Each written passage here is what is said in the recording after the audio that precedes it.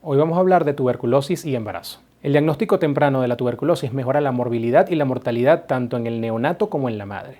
La OPS estimó que aproximadamente había 10.6 millones de personas para 2021 de diagnóstico con tuberculosis, de los cuales fallecieron 1.6 millones, que es una cifra bastante elevada. En las Américas, para este mismo año se reportaron 309.000 casos de tuberculosis, de los cuales murió aproximadamente el 11%. La estrategia del fin de la tuberculosis estima que para que el 2035 debemos tener una disminución importante, más del 90% de los casos de la tuberculosis, y para eso se está trabajando en la Organización Mundial de la Salud.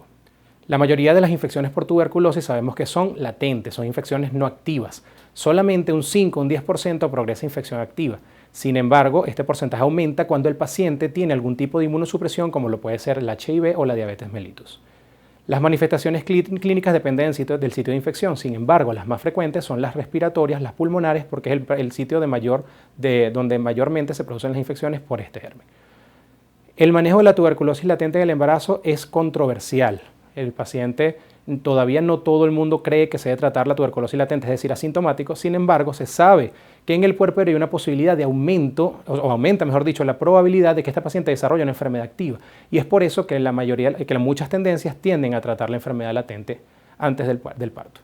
Poquito hablando de la fisiopatología, sabemos que la tuberculosis en principio produce una infección pulmonar o una infección respiratoria dada por inhalación del BK en aerosoles, lo cual la inmunidad celular produce un granuloma, finalmente produce necrosis, caseificación y cavitación, de lo cual va a producir, a partir de aquí se va a sembrar el bacilo en todos estos sitios y va a producir propagación y diseminación del BK a través de los ganglios y por vía hematógena. Y ahí se puede sembrar en diferentes órganos.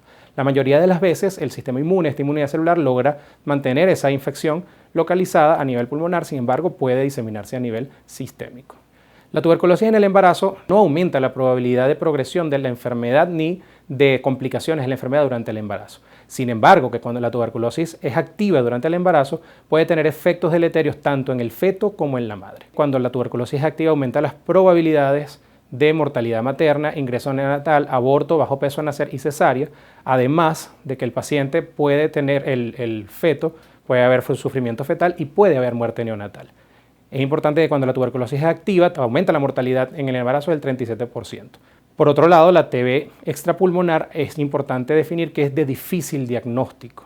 A veces no logramos diagnosticarla porque puede ser mimetizadora de diferentes síntomas y signos que no son específicos. Por lo tanto, si no se sospecha, no se diagnostica, lo cual genera un peor pronóstico para esta paciente. Ahora, el diagnóstico de tuberculosis en el embarazo, el screening. No está definido para todos los países hacer screening para tuberculosis, a excepción de estos países que tienen altas tasas o alta incidencia. Por lo tanto, es mandatorio en estos países hacer búsqueda de tuberculosis en la paciente embarazada, a pesar de que no tenga síntomas. En países que la incidencia no es tan alta, lo que hacemos es hacer screening en las pacientes que tienen factores de riesgo, que han tenido contacto con personas con tuberculosis, o, por supuesto, pacientes que tengan HIV o que tengan algún grado de inmunosupresión que pueda condicionar a que esta paciente tenga una tuberculosis o que desarrolle una tuberculosis. La OMS recomienda el cribado de los 4 síntomas: tos, fiebre, sudoraciones nocturnas y pérdida de peso. Como ustedes ven, esos síntomas son síntomas bastante inespecíficos, y al ser inespecíficos, por supuesto, si uno no conoce que son producidos por la tuberculosis, a veces no lo piensa. También la cronicidad de los síntomas nos puede llevar a hacer pensar en esto. Hay que hacer diagnósticos diferenciales, como por ejemplo con enfermedad trofoblástica gestacional, infecciones pulmonares por otros gérmenes o neoplasias pulmonares en la paciente embarazada, que también puede estar presente. Este cuadro se lo traigo para que veamos lo que son las pruebas moleculares de diagnóstico de tuberculosis. Este cuadro es tomado de la Organización Mundial de la Salud, en donde vemos que todas las pruebas moleculares tienen una sensibilidad y especificidad muy elevada. Por lo tanto, mejoramos nuestra capacidad diagnóstica al aplicarlas, y el problema de estas pruebas es que no es accesible para todo el mundo. Aquí en el país no están en todos los centros, y aparte de eso, en los centros que están privados son bastante costosas. Ahora, el diagnóstico de la tuberculosis latente. Sabemos que la tuberculosis latente no va a tener síntomas, por lo tanto, lo más utilizado es la prueba de la tuberculina. Sin embargo, la sensibilidad y especificidad no es tan buena, y por eso se inventaron otras pruebas, como la prueba del cuantiferón, que es la medición de interferón gamma en la sangre del paciente que se está haciendo el estudio, y de esa manera ver si este está presente y hacemos diagnóstico de tuberculosis latente. Al igual que las pruebas moleculares, no contamos con una distribución de esta prueba de manera general para poder utilizarla. Seguimos utilizando entonces para tuberculosis activa los BK, la vaciloscopia y los cultivos, y la prueba de la tuberculina para tuberculosis latente. Ahora, los estudios de imagen. Los estudios de imagen sabemos que no son, y ya a esta altura estamos muy claros de esto, si se toman las medidas adecuadas, no son riesgosos para la paciente embarazada. Por lo tanto, se puede utilizar la radiografía de tórax con bastante seguridad, haciendo protección abdominal, y de esa manera podemos también tener información estructural a nivel pulmonar.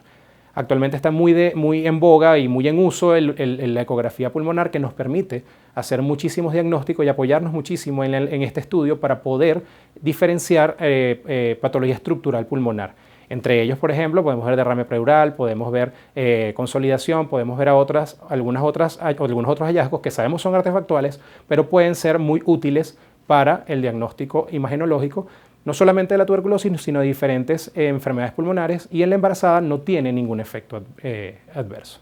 Cuando hablamos del tratamiento de la tuberculosis en el embarazo, sabemos que el tratamiento de la tuberculosis, al igual que en la paciente no embarazada, es con 4 drogas. Por supuesto, hay que tener la precaución que se tienen con todo el resto de los pacientes que toman estos 4 fármacos. Entre ellos, sabemos que los fármacos son altamente hepatotóxicos, por lo tanto, hay que estar vigilando la función hepática de estas pacientes y por supuesto, también cubrir efectos adversos como son las parestesias con vitamina B6, que vienen dadas, que son secundarias a la isoniazida. En la columna que vemos del lado izquierdo, sabemos que están los tratamientos de segunda línea de la tuberculosis multiresistente. Es importante que no lleguemos a este cuadro, a este punto, porque estos medicamentos son muchísimo más teratogénicos y tienen muchísimos mayores efectos adversos, además de ser costosos y de dificultarse su utilización por no tener pruebas de susceptibilidad de la tuberculosis a estos fármacos. Estas pruebas son sumamente costosas y son de difícil acceso. En Estados Unidos, el CDC todavía está contraindicando el uso de piracinamida en la mujer embarazada. Hasta la última revisión que se realizó, a pesar que a nivel mundial ya se sabe que se pueden utilizar las 4 drogas, ellos dicen que este medicamento todavía no tiene suficientes pruebas en mujeres embarazadas como para demostrar que no tiene un efecto deleterio. Sin embargo, se está utilizando a nivel mundial y no ha producido un cambio en el efecto teratogénico sobre el niño, o efectos deleterios sobre el niño o sobre la madre. Cuando hablamos del manejo de la tuberculosis latente, como ya dijimos previamente, el tratamiento en el embarazo aún es discutido, sobre todo por algunos efectos adversos que pueden tener estos medicamentos.